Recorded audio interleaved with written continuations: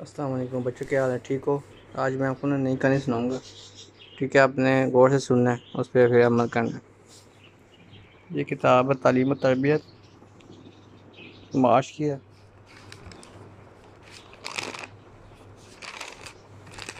یہ والی سنو، اعمال کا وزن۔ اللہ تعالیٰ کا ارشاد ہے، اور ہم قیامت کے دن ایسی میزان ترازو لا کر رکھیں گے جو سراپا انصاف ہوگی، چنانچہ کسی پر کوئی ظلم نہ ہوگا۔ پیارے بچوں، اس آیت میں ہمیں بتایا گیا ہے کہ روز قیامت خالق کائنات کی عدالت میں اپنے اعمال کا حساب دینا ہے۔ اس روز تمام لوگوں سے انصاف ہوگا اور سب لوگ کھلی آنکھوں انصاف ہوتا دیکھیں گے۔ اللہ تعالیٰ ایسی ترازو نصب فرمائے گا جن میں انسان کے اعمال کو تولا جائے گا، اور اعمال کے وزن کے حساب سے انسانوں کے انجام کا فیصلہ ہوگا۔ اگر انسان کے ساتھ کوئی چیز آگے جانے والی ہے اور اس کی آخرت کی زندگی کی ضامن ہے، تو وہ اس کے اعمال ہیں جو اس نے دنیا میں کیے ہیں۔ اس لیے کوشش یہ کرنی چاہیے کہ وہ عمل جو ہمارے ساتھ جا رہا ہے اس میں اتنی جان ہو کہ جب اللہ تعالیٰ کا میزان قائم ہو تو وہ اپنا وزن بنا سکے اور اس کے ذریعے اللہ کی رضا خوشنودی حاصل ہو سکے۔ اللہ تعالیٰ کا ارشاد ہے، اور جس شخص کے پلڑے وزنی ہوں گے تو وہ من پسند زندگی میں ہوگا، اور جس کے پلڑے ہلکے ہوں گے تو اس کا ٹھکانہ گہرا گڑھا ہوگا۔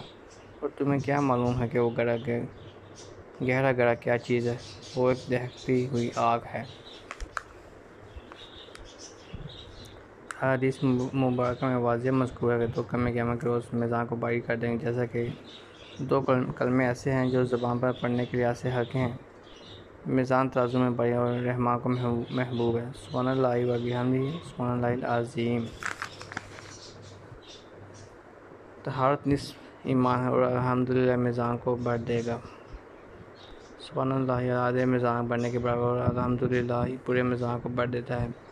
میزان میں نیک اخلاق سے زیادہ وزنی کوئی چیز نہ ہوگی۔ واہ واہ، یہ 5 اعمال میزان ترازو میں کتنے بھاری ہیں! لا الہ اللہ اکبر، سبحان اللہ، الحمدللہ۔ مسلمان شخص کا وہ نیک بچہ جو فوت ہو جائے اور والد اس ثواب کی امید میں اللہ سے راضی ہے۔